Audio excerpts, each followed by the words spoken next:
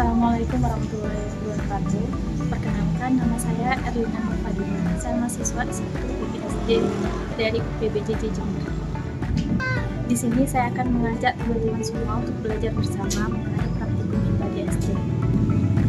Praktikum IPA tentang apa saja yang akan kita bahas kali ini? Terus tonton videonya ya. Terima kasih. Pada praktikum kali ini kita akan membahas apa itu simbiosis. Simbiosis merupakan hubungan yang menguntungkan antar suatu makhluk hidup dengan makhluk hidup lainnya. Jenis simbiosis terbagi menjadi 3 bagian. Yang pertama ada simbiosis mutualisme, yang kedua ada simbiosis komensalisme, dan yang ketiga ada simbiosis parasitisme. Simbiosis mutualisme merupakan hubungan antar dua jenis makhluk hidup yang saling menguntungkan. Di sini contohnya ada lebah dan bunga. Lebah mendapatkan nektar sebagai makanan, sementara bunga dibantu dalam proses penyerbukannya. Yang kedua ada kupu-kupu dan bunga. Kupu-kupu menghisap nektar dari bunga sebagai sumber makanan, sedangkan bunga dibantu dalam proses penyerbukan. Yang ketiga ada cacing dan tanah. Cacing mendapatkan makanan dari sisa-sisa tumbuhan yang membusuk di tanah, sedangkan tumbuhan di tanah mendapatkan manfaat dari cacing tanah karena tanah yang gembur dan subur. Yang keempat, ada kutu daun dan semut. Kutu daun dan semut terjadi ketika kutu daun mengeluarkan embun madu yang merupakan makanan bagi semut, dan semut melindungi kutu daun dari predator. Yang kedua, ada simbiosis komensalisme. Simbiosis komensalisme merupakan hubungan ketergantungan antar makhluk hidup di mana satu pihak diuntungkan, namun pihak lain tidak dirugikan. Di sini contohnya ada anggrek dan pohon. Tumbuhan anggrek mendapatkan keuntungan karena mendapatkan tempat untuk tumbuh dan sinar matahari. Sementara pohon mangga tidak diuntungkan atau dirugikan dari adanya pohon anggrek tersebut. Yang kedua, ada sarang burung dan pohon.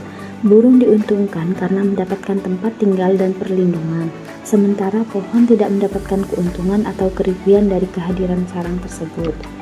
Yang ketiga, ada tanduk rusa dan pohon. Tanduk rusa menempel pada pohon untuk mendapatkan tempat tinggal dan akses ke cahaya matahari agar dapat melakukan fotosintesis, sedangkan pohon tidak mendapatkan keuntungan atau kerugian dari keberadaan tanduk rusa tersebut. Yang keempat, ada tanaman sirih dan pohon, di mana sirih mendapatkan manfaat dari keberadaan pohon tersebut, namun pohon tersebut tidak mendapatkan keuntungan maupun kerugian dari adanya tanaman sirih tersebut. Dan yang terakhir, ada simbiosis parasitisme. Simbiosis parasitisme merupakan hubungan antar dua makhluk hidup, di mana makhluk hidup yang pertama mendapatkan keuntungan, sedangkan yang lainnya mendapatkan kerugian. Di sini contohnya yang pertama, ada kutu rambut dan manusia. Kutu rambut yang hidup di kepala manusia mendapatkan makanan dari darahnya, sementara manusia itu mengalami kerugian kesehatan seperti gatal-gatal atau iritasi lainnya. Yang kedua, ada nyamuk dan manusia. Nyamuk, terutama jenis betina, menghisap darah manusia untuk memenuhi kebutuhan hidupnya, khususnya untuk berkembang biak. Manusia sebagai inang mengalami kerugian berupa rasa gatal, iritasi kulit, dan bahkan dapat terserang penyakit seperti demam berdarah atau malaria. Dan yang ketiga, ada benalu dan pohon.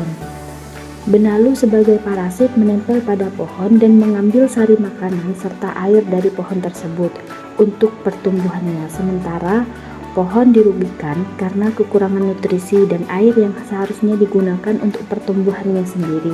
Demikian hasil dari pengamatan saya mengenai materi praktikum IPA kali ini. Kurang lebihnya saya mohon maaf dan sampai jumpa pada praktikum IPA selanjutnya ya. Terima kasih sudah menonton.